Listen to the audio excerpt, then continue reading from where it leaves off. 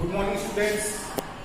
पिछले कक्षा में मैं आप लोगों को वाच्य और वाच्य की परिभाषा और वाच्य के पहला भेद कृतवाच्य को बताया था, और मैंने यह भी कहा था कि अगले क्लास में मैं आप लोगों को अकृतवाच्य के बारे में बताऊंगा। क्योंकि मैं जब वाच्य की भेद को बताया था तो वहां पर मैंने आप लोगों को बता दिया था, एक है अकृतवाच्य और एक है कृतवाच्य। दो बताया था, तो कृतवाच्य के डेफिनेशन और कुछ उदाहरण के द्वारा मैं आप लोगों को पिछले कक्षा में ही समझा दिया था, और अकृतवाच्य के बारे में मैंने कहा था कि अगले कक्षा में बताऊंगा। पर अकृतवाच्य के दो भेद कर्मवाच्य और भाववाच्य को मैंने उस समय आप लोगों को बता दिया था कि अकृतवाच्य के दो भेद हैं, कर्मवाच्य और भाववाच्य। आज हम अकृतवाच्य की परिभाषा और कर्मवाच्य और भाववाच्य को समझने का प्रयास करते हैं। तो सबसे पहले अकृतवाच्य की परिभाषा को हम लोग समझ ले। अकृतवाच्य नाम से ही पता चल रहा है, अ मतलब के बिना, ठीक है। कृत मतलब कर्ता के बिना, कृत का बताए थे कर्ता, तो अ मतलब बिना, कृत मतलब कर्ता। तो कर्ता के बिना जो वाक्य होते हैं उसे हम अकृतवाच्य कहते हैं। अर्थात हम कह सकते हैं कि इस वाक्य में कर्ता की प्रधानता ना होकर कर्म और भाव की प्रधानता होती है, उसे हम अकृतवाच्य कहते हैं। तो हम अकृतवाच्य की परिभाषा को पहले समझ लें।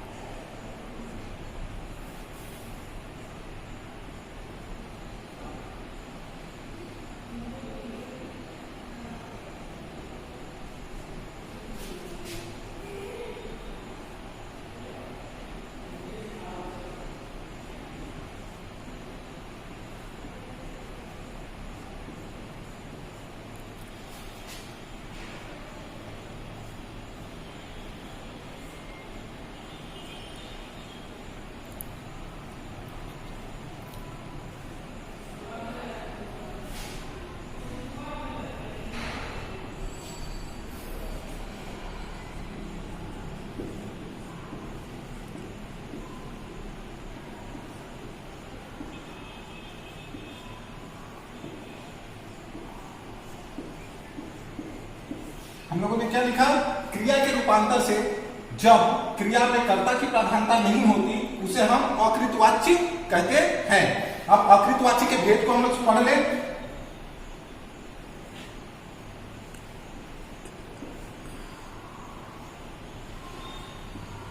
हम लोग पिछले कक्षा में बता दिए थे हम लोग को अकृतवाच्य के दो भेद। पहला क्या बताया था?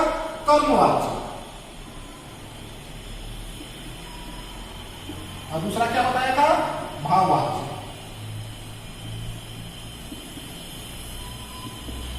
ठीक है, तो अब हम लोग कर्मवाच्य और भाववाच्य किसे कहते हैं दोनों को समझने का प्रयास करेंगे। पहले कर्मवाच्य को जान लेते हैं।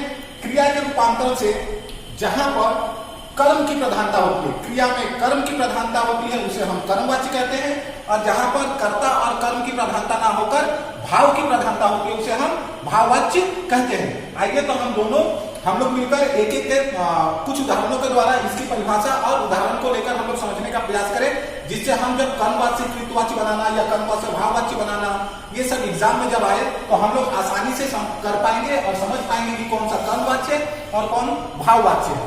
ठीक है, तो आइए हम एक पहले कर्मवाच्य को समझने का प्रयास करते हैं।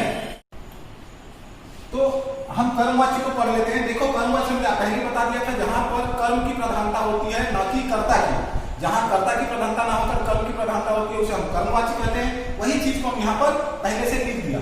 क्या है? क्रिया के जिस रूपांतर से वाक्य में कर्म की प्रधानता का बोध होता है उसे हम कर्मवाच्य कहते हैं। इसमें कर्ता की प्रधानता ना होकर कर्म की प्रधानता होती है।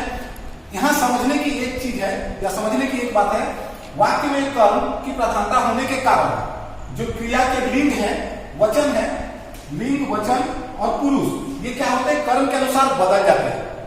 समझ में आया? मैं क्या कहा कि वाक्य में कर्म की प्रधानता होने के कारण लिंग, वचन और पुरुष क्या होते हैं? कर्म के अनुसार बदल जाते हैं। पिछले कक्षा में हम जब कृतवाच्य को बताया था तो वहां क्या किए थे?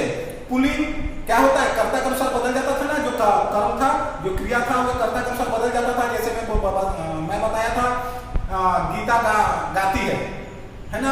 और दूसरा उदाहरण क्या दिया था?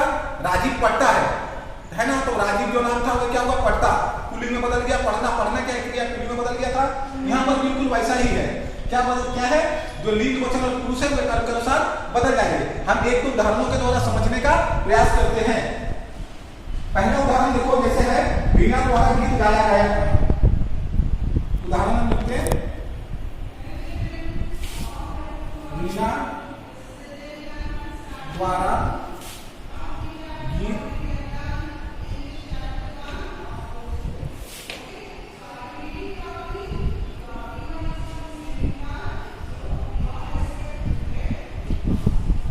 देखो यहां पर क्या है, एक उदाहरण हम लोगों ने दिया, रीना द्वारा गीत गाया गया।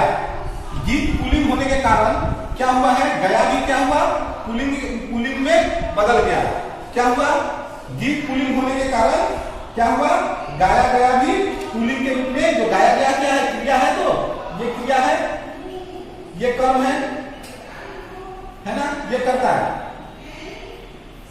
रीना करता है, गीत कर्म है और गाया गया क्रिया है। तो यहां पर क्या है, देखो कर्म जो है, कर्म के अनुसार गाया गया क्रिया बदल गया है।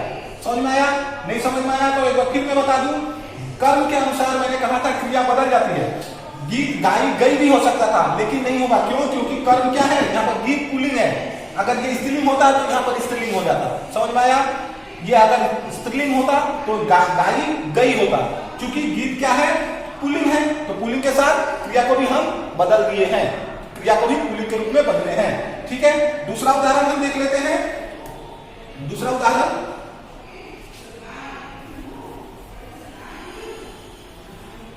पतंग उड़ रहे हैं।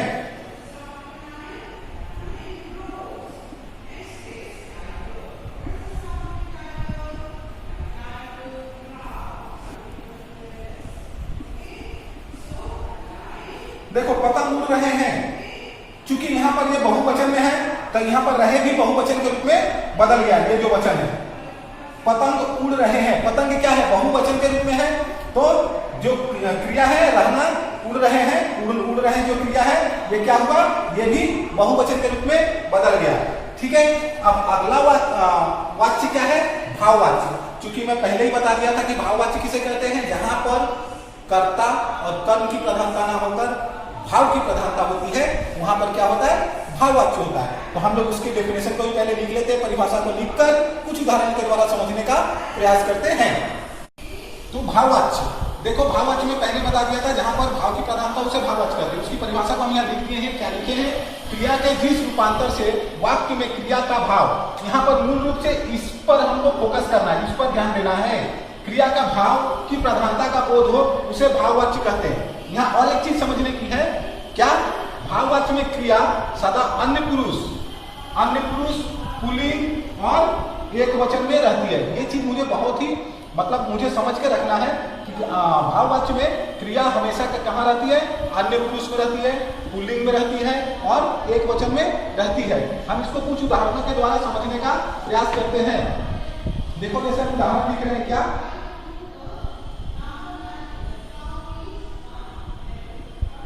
मुझसे अब चला